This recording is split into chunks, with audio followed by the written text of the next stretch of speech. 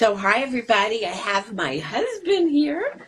Pop on. This is John, my Hi. better half, my lover, and our dog who's making a lot of. Oh, so here Lemur is hopping on. Thank you for joining us, the people who are coming on now. So, John, scoot over so we can see you. So, John and I have been married for 40 something years, together 50 years, and John actually read this book which he really, really, really likes. So Better Sex book joined. He's unable to join. Try it again. He's probably figuring out. So we're waiting for people to join us. So while we're waiting for people to join us, I'm going to ask John to talk about what he liked about this book. He's a man. Better Sex? What? What happened to Lemur? People, you're coming on here. John, why did you like this book?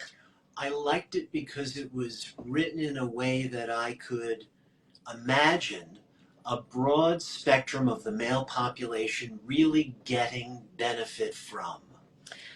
It's for young men, it's for married men, it's for dating men, and I would strongly suggest women buy this book for their man if they want to be happier, more fulfilled, uh, courted more, you name it. There's a whole plethora of benefits.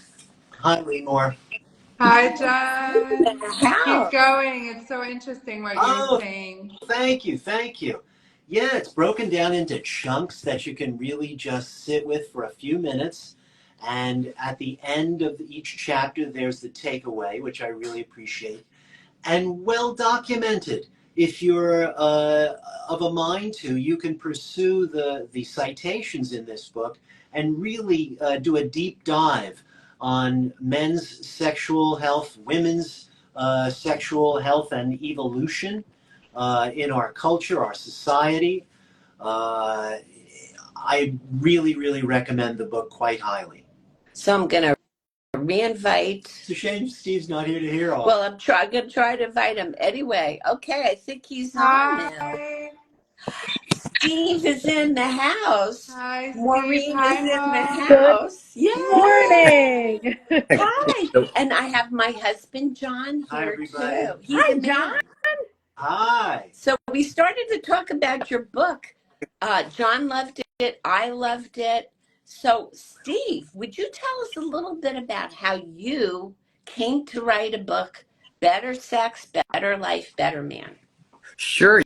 You know, I got divorced about 20 years ago and had a great relationship counselor, and then got kind of turned on to the idea of men's issues and things we can learn. So it's been a long process of just learning and writing and thinking about these ideas. And I went to write a book for men. And then I decided to take the part about women out and then to write this book, because 50 Shades was emerging and the Me Too movement and all these things kind of came together, and part of my own learning as well. So I started researching and writing and developed this book over time. It really came together well with a great editor I had who helped me kind of clarify my thoughts and make them, ready for a general audience. So yeah, it's been a fun process, a real great learning process, and big looking forward to hearing what your thoughts are on it and how the book's landed for you. One of the reasons why I think this book is even more important than ever is if you look at a lot of young men, they're struggling with finding positive masculinity, and meaning not toxic masculinity.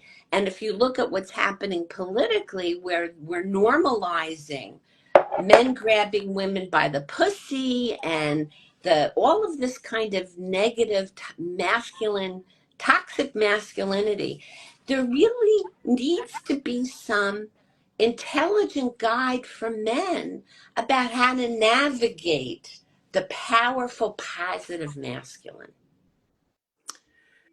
Absolutely. And I think if young men are looking, I think we might say our progress as males when we're little kids is we're looking for clues, because we don't get that really direct guidance on the most important thing. Yeah. And so, Very true. Yes. Yeah. In fact, one of the things I love that you pointed out is that there's a lot of talk about consent these days, and I think consent is something that's being taught in schools now, but we're still forgetting a very valuable component, which is pleasure. So the consent bit, I feel like, is also scaring men a lot now too, and it's like almost like they're asking now, because I know some teenage boys who are always asking questions, and that's why your book is so amazing, because it's actually men, boys, right, young adults who want to know, and they have nowhere to turn to, and their parents usually don't talk to them, which is another thing I want to come back to.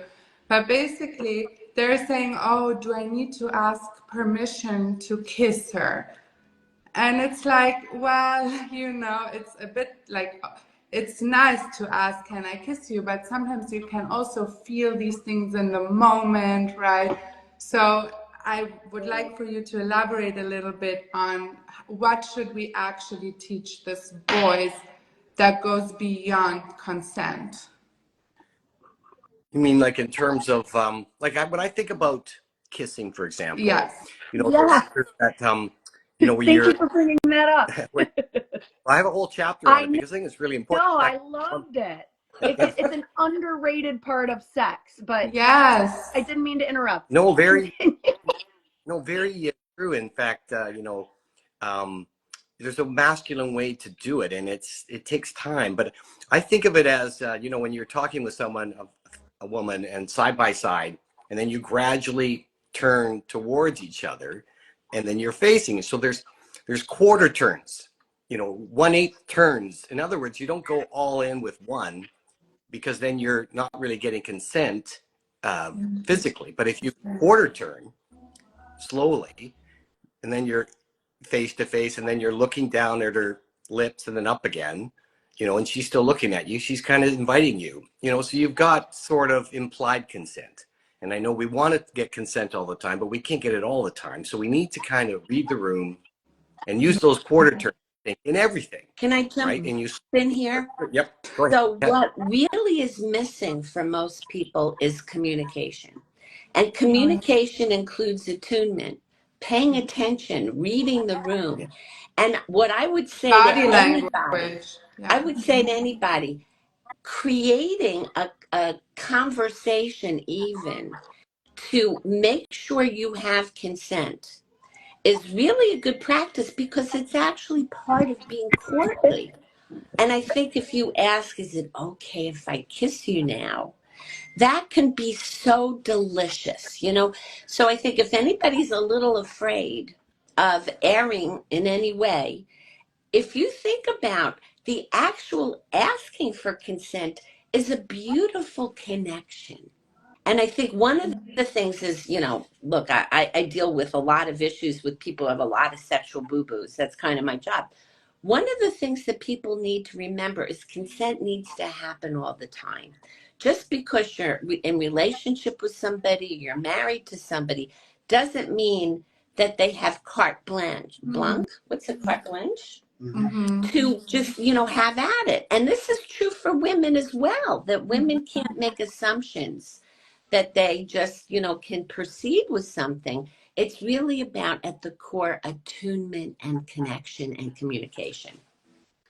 And one of the tough things for younger men, boys, is that we don't really teach them those kind of attuned skills. I was reading Boy Mom, which came out this year, and she had a good chunk there about social communication for girls and moms versus boys and men. And boys just don't get those same level of skills, so they have to kind of learn as they get older about these things you just mentioned. So it's a process of learning, and sometimes people need to understand that they need to learn more than they think they do. And so with respect, that's what this book is about, in the sense Right. of it's being respectful to the reader, but also just giving them the information they might need. There's a bigger issue at play here, because most people, including a lot of the younger people, spend so much time on their devices. And this is what I wrote about in my book, why we have a pleasure crisis, why we Yeah. have soaring rates of mental health issues, anxiety, depression, is the younger people who grew up on the phones are really hampered. The development of their social brain has been hampered. And even older people who spend a lot of time on the phone were disconnected from our own bodies and each other. So I will say always, it's so important, especially for younger developing people, to have limited time on their phones and a lot of in real life interaction so that they can develop the social brain and the social skills where they can, like court and mate. Since this is such a big issue, there's a lot of us worried about Gen Z because of this. Now we're good. What are you Yeah, giggling over there, Mo? huh? You're giggling. We want to know. I am, The because I'm kiss Gen X, and thing. like we've morphed through all of it. We started out like with an Apple IIe playing the Oregon Trail, and then we've gone through what, 8 tracks, cassette tapes, DVDs, like cassette CDs. Like we got this. But no, the younger generation for sure, because I was thinking as an educator, like there's two things that I find missing in almost everyone I see in counseling. One, the communication piece is bad, even interpersonal communication. I say this all the time. We'd rather have sex with someone than talk to them about the sex we're having. But the other thing is like just the lack of knowledge in general about sex, about pleasure, about body language, about all of the things that would help cue us in, which is why I like your book. As I was kind of like reading through some of these chapters, like the thing about kissing, I'm glad you wrote a chapter about kissing, because some of the most awesome sex you can have comes down to like not just having like a crazy kiss or omitting it completely. Like sex can be electrified by having contact. It always reminds me about Pretty Woman, where she, it's a movie about a prostitute, but like she won't kiss on the lips because it's too personal. Like kissing is so personal, and the more skills you can have to add that to your repertoire, the better. But my other thought was, this younger generation on the computer all the time, they learn a lot from porn. And while I love porn, it is not the place to learn about sex per se for like realistic real world relationships at all. And that is some of the like most educational kind of deep dive people get, because their parents don't talk to them about it, certainly don't learn about it in schools, especially in the US. So if you're wired all the time, you're not communicating, and then you're learning about sex from porn, like we need more books like yours that kind of break it down in a realistic way so people can realize like what they're seeing online isn't reality. My book might become, it might be a resource for parents and Yes. teachers, Amen. counselors, Yes. not teachers necessarily, but to give to their young adult sons to it's hard to have that talk with your kids, but the book itself, and I have female friends who said, "Oh, I talk to my son about everything," but I don't know if they talk to them about how to do sex. They talk about what how to get consent and not to do, but Nobody how to talks do it. about that. Yeah. No. So Yeah. the book might be one. This book might be that. Yeah. I hadn't thought of it exactly as that, but as I came along in the last year or two in terms of promoting it going forward, I realized this issue and I think moms are really concerned because they know they've got the consent thing figured out with their sons. Exactly. But Exactly. how are their sons actually treating the girls, and how are the girls expecting because of Exactly. the porn influence? So it's just I think this porn and social media over the last 15 years has been like a national crisis, an experiment on our children. I think that they shouldn't have video phones until 18. That's my feeling, because I don't think they're saying 16 now, but the last thing you need in grade 11 and 12 is a video phone and suddenly be this onslaught of social media interrupting school and Man, things. you know this, right? Like when is our brain fully developed? Around age 21, 22? Actually, 24. more like 24, 25. Yeah. And 24, what we're 25. seeing Yeah. now is we're seeing epidemics of mental health disorders in Gen Z, who are the first generation, because the smartphone came out in 2010, that were raised on the smartphones. So it's actually hijacked attentional systems. And because they have been basically, they're allowed to be all over the internet, so there's been no like controls over what they're exposed to. And then people have been overly protective of children in real life. So they've missed out on the rough and tumble play and the physical way to connect with others and learn what works and what doesn't work with being with human beings. Yeah. Even lab rats need social skills to get laid. That's one of my favorite quotes. It's true. The It's alpha true. lab rats, which leads me into, and this is a weird segue, so I apologize in advance, Steve. Can you talk about the good bad boy? I don't know how we got from Yes. lab rat to good bad Lab boy. rats to bad boys. Yes. Tell us What's that? about the good bad boy. Yeah, well, I have a whole chapter explaining, the positive aspects of Yeah. bad boys, right? A Yes. little bit of risk taking, a little boldness, little spontaneity, and those are all pretty good attributes that are attractive in life. And male or female, we look at those guys, and even the really toxic ones, we still watch them, even though they've got these bad habits that aren't going to help them. But so let's just focus. My degrees are in physical education, and part of that's coaching. You don't talk about what's wrong. You encourage them to do what's right. So let's not talk, we can talk about toxic all we want, but that just wastes time from talking about Agreed. good attributes, Yeah. right? And we just reinforce those good attributes. And so I have a whole chapter of these things that talk about, about the need to be bold once in a while and switch things up and that sort of thing, right? So let's focus on the good. That I mentioned Jamie Fraser from Outlander, and Deadpool being, I think good fiction role models. A little bit fun, a little bit spontaneous, etc. But at the core, they're good people and they're not looking to harm people with them. Because I'm so concerned about what the role models now are: toxic masculinity, the darkest parts of the patriarchy are now, and TikTok and your body, my decision, and all this stuff that's brewing. So it's like, it's so sad to me that young men are getting their information from TikTok. I mean, But not then all to women. play devil's advocate, there is also a whole other side that I'm seeing, where guys are afraid of coming up to women now in real life. And that's why a lot of the online dating is happening, because they just feel like, it's like sexual harassment to now come up to a woman. So I feel like there are also a lot of men struggling right now, and they don't know how to act anymore, even the most basic of things like approaching a woman. And they want to be good, and then they always hear, oh, but women like bad boys, right? So there's also that camp. So confusing.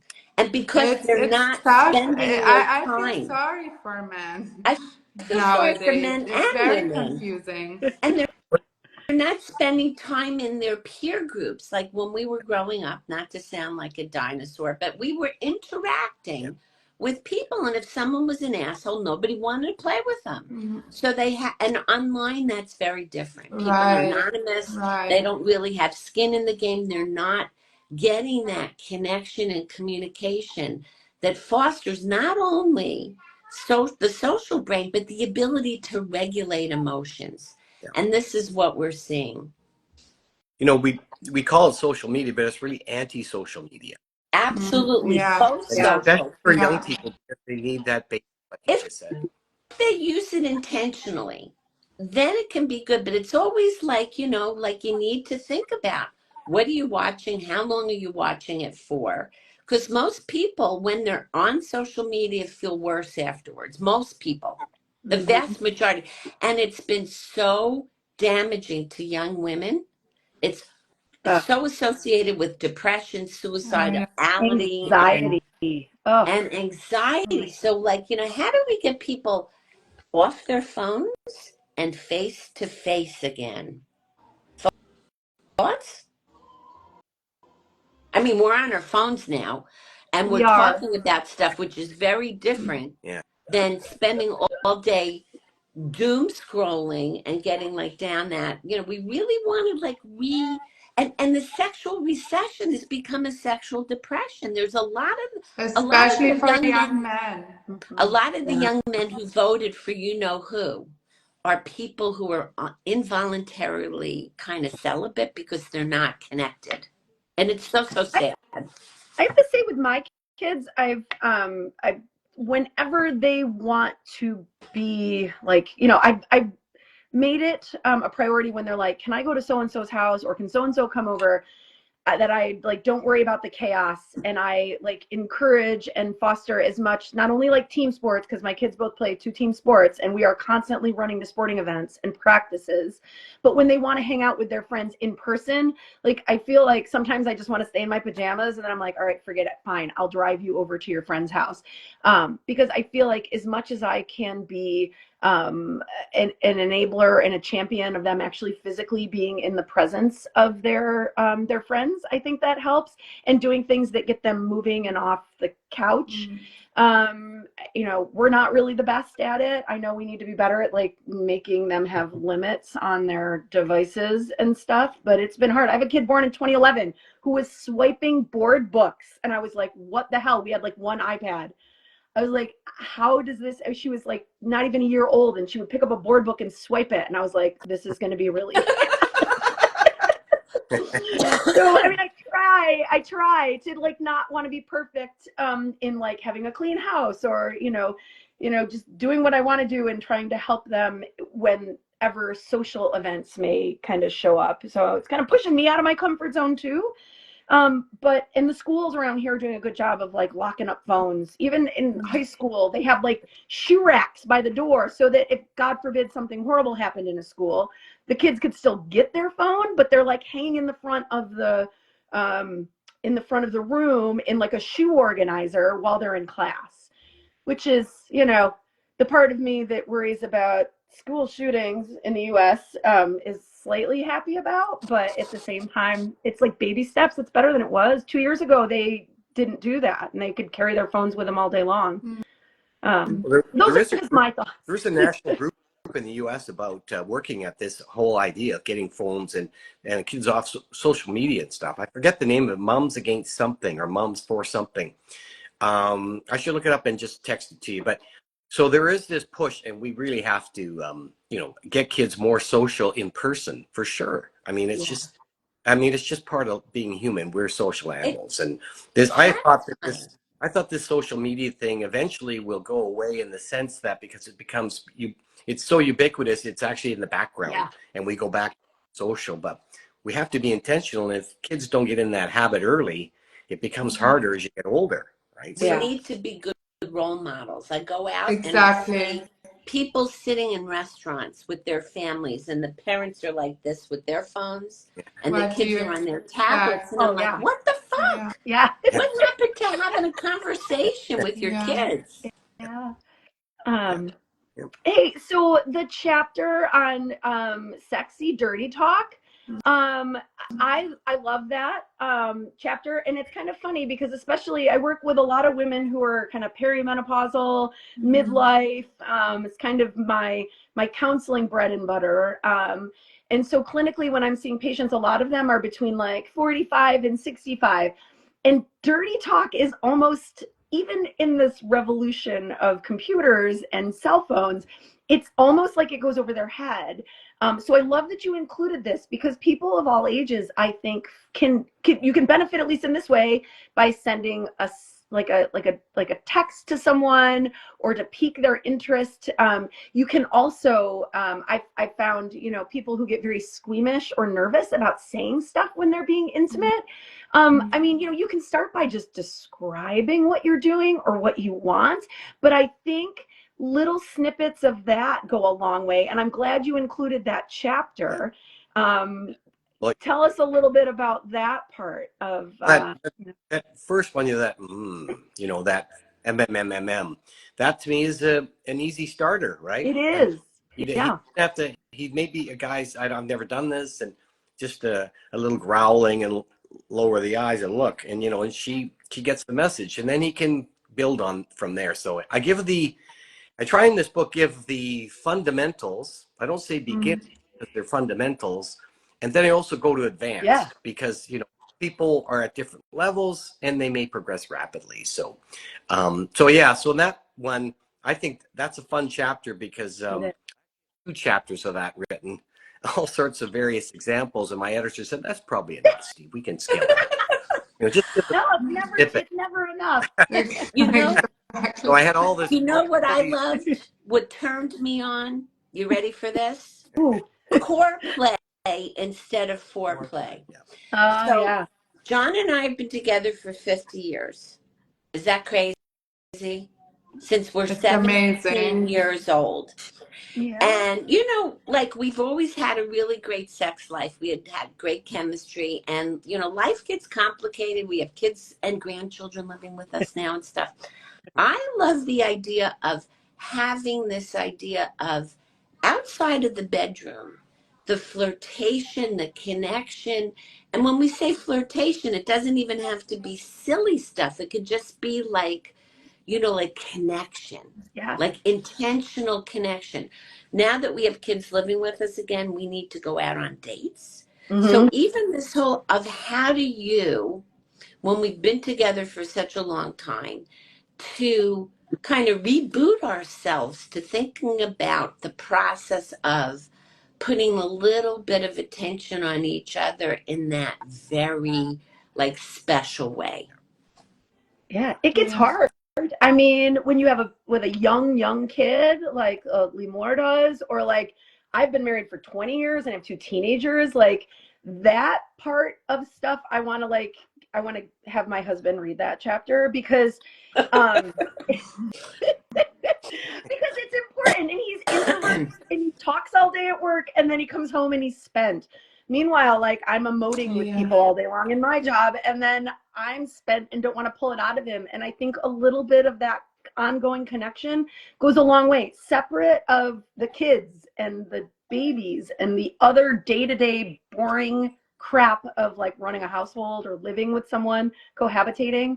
So important to keep that connection. That's intimacy that like you don't get to have with everyone, and it doesn't have to be sexual, but it helps your sex life too.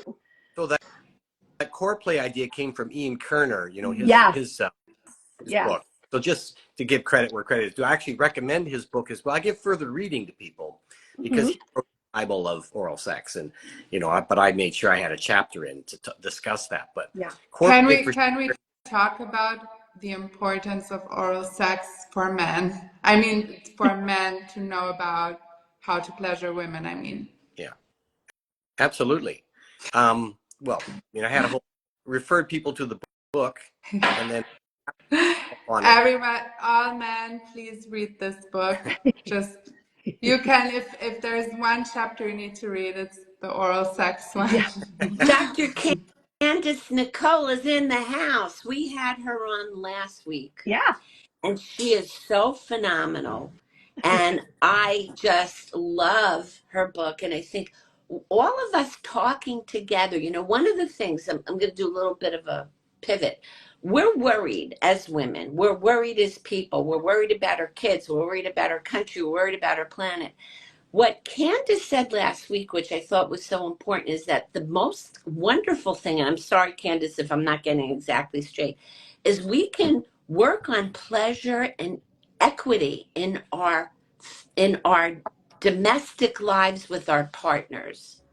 So I'm going to say, she says, I'm excited to hear this conversation. She's the best. Yeah, so if we think about the pleasure as not a luxury, it's a necessity. And we prioritize pleasure, because it's very numbing to go through life stressed out all the time. And as somebody who's got that kind of nervous system and childhood trauma and all of that. So if we prioritize pleasure and play, in my book I write about seeking curiosity, dopamine, care, play, and then less for life, that we can band together as people, like having these conversations with Dr. Candace, with you, Steve, we can keep promoting the idea that what we can take control of is our personal lives, making them more reinforcing, pleasurable, joyful, connected. And that creates an energy where we're more effective in the world. Yeah. So I'll zip that up, but got to say that piece. Well, um, I had a couple of thoughts there, but the world is a better place if the sex is better because the relationship, Yes. and there's fewer breakups. Like, I think that women are the builders of our world. Men build it, but women make it real. And I don't want to put a more emotional labor on women, but this is a book they can buy for their young adult sons, and they can talk to their brother gets divorced or something, and they buy it for him. And so it's a book that maybe can help, you know, improve our sexualities and make things go better. So we have fewer breaks, fewer drama and that sort of thing. And there will always be problems, but maybe, I think The Economist said that between 20 and 50% of breakups are sex related. I don't know Yeah. if that's true or not, but Pleasure related. People aren't having fun. Pink Julie just got on and said, I work with so many women and none of them get this. Is it the prioritizing pleasure being important, we being worthy of pleasure? And when you think about, how women get socialized now to be objects, and when you wrote about the history of women were always very sexual back in the day, back in antiquity. yeah. So Pink Julie says, I think this conversation is so important. And the Dutch educate this about school. Let's all Yes. move to Holland. Serious. Woo! Yeah. They I do. Oh, agree. they're Um, We summer. are we're so still too fucked up. puritanical here in the U.S. We It's have a it's really hard time admitting how much sex makes the world go and round. pleasure. Yeah, It's a I mean, prude, it's so lewd bad we don't nation. educate it about it in medical school. Like we don't learn about it in medical school. We don't learn about it in residency. I'm throwing every doctor under the bus. There's probably like half a dozen of us that have any idea how important this is, how it works emotionally, physiologically, what the realities are. So yeah, I mean, lifelong learning, that's kind of what your book is about. It can be for young kids who don't have any clue because we don't educate in schools, but it also can be there's a lot of older adults that can benefit from learning new things and learning what might work or learning new tricks. Like it's an ongoing thing. I kind of spend a lot of my time teaching doctors about sex. So yeah, I mean, everybody still needs to learn. Everybody. Yeah. So this can be a book that you can say to a doctor, hey, look, this is a book you can, as a resource to your patients, right? When it comes up, I was reading somewhere doctors don't talk about sex to their patients, male or female. They don't. And, The statistics are abysmal. yeah.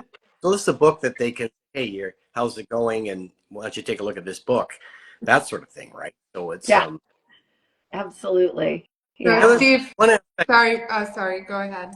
just one thing, which is about the pleasure. It's important to say pleasure, but pleasure is seen as a perk or a frill. There's also psychological and physiological benefits to women and men of having orgasms. Yeah. So, those physiological benefits, are valuable in themselves. Of course, pleasure is important as well. I'll make a commercial for us. As well. For our show, we did one on the benefits of the Big O. That's up on YouTube if anybody wants to watch it. And I'll speak now as the neuroscientist, okay? The brain, it depends on two signals, pain and pleasure, to modulate behaviors and emotions. And if all we're living in is our pain bodies, in our anhedonia, inability to have pleasure because we're so stressed out, the brain is not going to work properly. And then when we get these faux pleasures from anti-social media, as you say, Steve, it hijacks the emotional systems in ways that prevent us from learning what's actually good for us. Healthy hedonism is things that feel good and are good for us. Nature wired us for that. And sex with somebody you like or love and they like you and you're consenting is one of the best pleasure things. And even playing in our bodies, being in our bodies face to face with each other. Yeah, I love how is really promoting satisfaction, which is from the care system, rather than the dopamine stuff is craving, craving, craving. And that's where people are getting really hijacked. yeah, So my book talks about rebooting. Next week with Maureen, we're going to talk about what's next yeah, for the new year. that's right. So we can talk about what you want to do, rebooting. We'll talk amongst ourselves because this is why we have this show. So we get to talk to each other and to everybody else who joins us. You know, rebooting the pleasure system. I think one of the reasons why for people sex is not accessible is they're so flat in the pleasure system. Yeah. So we need to get a less for life, kids. I work on this every day for me.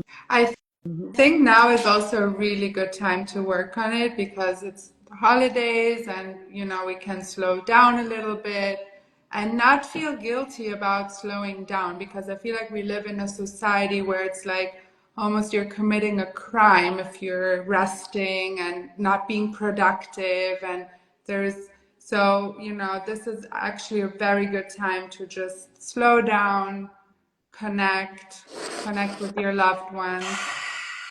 A deep Thank breath. you, Lemore. I'm taking that deep breath. Long, smooth We need it. inhale, longer, smooth exhalation.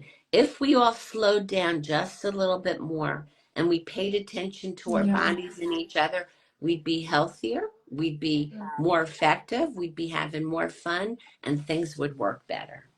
Yeah. Well, it's interesting. One part of the book, I added a little bit of meditation or breathing, working, Mm-hmm. try and reconnect to your body, right? And I took some meditation years ago, and it's been very valuable. Just take that breath and just slow it, let it slow, come on slow, and just helps you reconnect. So yeah. And look at your partner in the eyes. If you look at Yeah. people in new relationship energy, there's a lot of eye contact. The eyes Mm. connect with the prefrontal cortex, and there's a brain in the heart that all co-regulates. So when people do a lot of eye gazing and breathing, which is the fundamentals of Tantra, they drop into co-regulation in a way that, and what that means is their Mm. nervous system's in train. And it feels good and it's so Wow. good for us. Let's do that later, honey. Okay. Yes, which also means phones away. I think now is a good time to put the phones, not right now, but I'm saying the holiday Keep time is a watching good us, time but In to about just do a 5 minutes. digital detox. No excuses. I think for couples, we do a lot of that too. Yeah, actually, we have a rule: no phones at the dinner table. So Good. yeah, we don't always follow it, but we try. Steve, Never. tell us anything else you'd like us to know. We all want people to buy your book, tell their followers and their friends to buy this book because, and it's really accessible and it's not expensive, right? No, it's $10 US, and download it from Amazon or Barnes and Noble, and Amazon all over the world. Um, on my website, under bettersexbook.com, under library, are book cover images for people who want to, put a post about this and send it out to their followers to suggest they buy. It would be great if people can buy a copy before it goes live, January 14th. And the reason is that if you have a lot of sales that first day, you show up on the list, and then you can use that. I mean, I work as a media publicity consultant, so I can use that. And so we can get as many people buying as soon as possible. That'd be great. And then who knows, maybe this book can get some traction and become a resource that everyone remembers and uses, because so books fall off the table once they get launched, right? And So what wonderful conversations it can Mhm. spur for parents with each other, with being able to be mindful about how we can promote this kind of positive, Yes. as you say, better sex, better life, better man, and better all of us together. absolutely, absolutely. Yeah. We I would like to say quarantine well. something, Stephen, about your book. Yeah.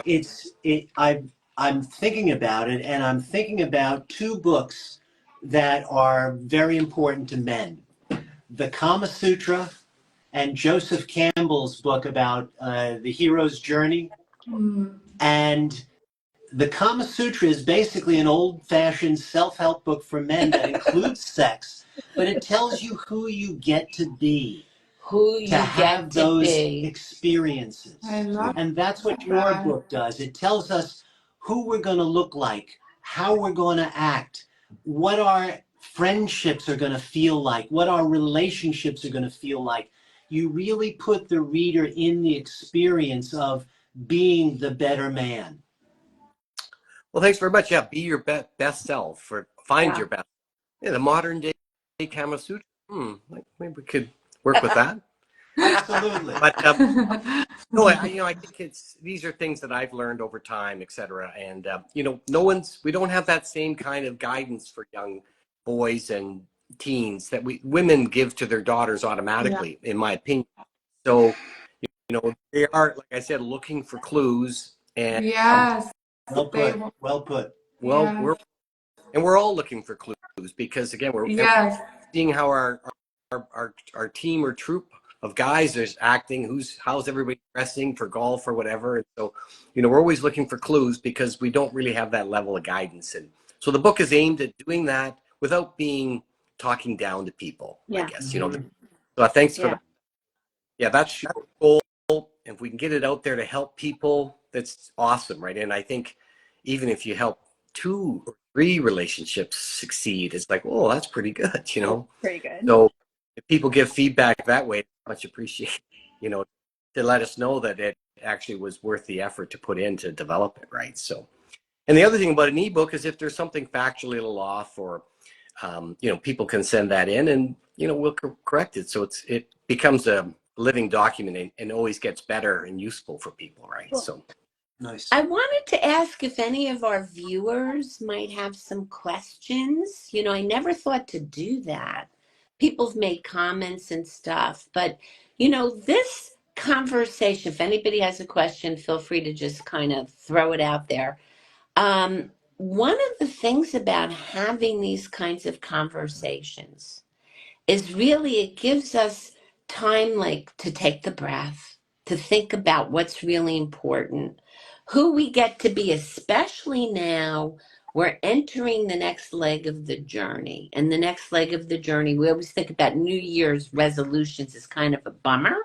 But what about if we think about, instead of like, I want to lose weight or go to the gym every day, like, who do I get to be to Mm. create the Mm. next leg of the journey, to be really like manifesting the kind of me who I want to be, and to be enrolling other people in their being in themselves and being connected. So, just closing thoughts, anybody? I think this is a perfect ending to this. Yeah. I know, because we're already 44 minutes in. No, We and I know, love the yeah, message. It's really food who for we get to thought. And we be. can then continue next week. We'll continue next week. Yes. Chapter 7 of my book is who we get to be. I love Because we think that if we just chapter. do this, if we just do the PhD and get our degree, then we'll have happiness. And it No. doesn't work that way, because there's always No. the next thing. If we step into thinking how we can be, Yeah. that will promote ourselves blooming into connection and joy and play and care. And I like to say less for life. So we'll come back next week. Yes. And Mo, you're going to host us for I'm next week. gonna try. And I think what's next is a good I theme that we think can so continue, too. because we can ask people who in our fields. I've loved this. Thank you. Would it be great if films reflected this message? Pink Oh, Chili, who says that there's no real good sex education in the UK. Rory said thank you. One of Rory, thank you for being here, all yeah. of you. Taking this Thank you. time, in the middle of the holidays, to jump on this means a lot, because these conversations, come. I think it's really the hosts here, the three of us. Um, we want to just talk about stuff that needs to be talked about and give people ideas, Yeah. inspiration, motivation, possibilities, like you do in your book, Steve. Possibilities we can step into. my book is about being a better man, and it's better sex, but becoming a better man. So, and with respect, ideas for that. And, it's a topic, anytime you want to have me on to talk about, male and toxic and all those aspects of development of young people, I've got lots of thoughts on it. And in fact, those are my next 2 books. If this one goes well, then 2 more. Well, we'll have you We'll back have for the continued Yes. conversation absolutely. because I think people need to understand that being a better man doesn't mean having money in the bank or, like these acquisitions. We look at all these people who have all this money and they're fucking miserable, a lot of them. So Yeah. we really need to talk about what being a better man, better person, better woman really is about being in our hearts, whatever it means to people, more connected, contributing. I like to think about contribution to the planet, to each other, all of that good stuff. Well said. All right. Have a Thank you great so much, New Stephen, Year, and and thank you everyone for we'll see watching. Yeah. you on the 3rd. I would love to hear about this porn world that we have right now. We'll Ooh. make that a We'll topic make soon. that. We'll talk about what's next. Thank you, everybody, and have a really good, happy New Year. Thank you for joining us, Everybody. Steve. Everybody Happy buy New his book Year. and you. share it Thanks with for coming friends and on. tell people to buy it. How women have a hard. Oh wait. Rory wants to talk about how women. It's hard not to sexually shut down in today's society. I understand this No well. favorite So we're topic. gonna continue, because feeling as Candace talked about, Dr. Candace, by being our sexual selves in with our partners and blooming, we actually create good waves that are positive, that we are more effective in the world. So peace out and over, as the kids say. See you next week. Yeah. Bye. Thank Very you, much. Bye. Stephen. Bye. Take Bye care. bye. Bye, Next week. everybody. Bye.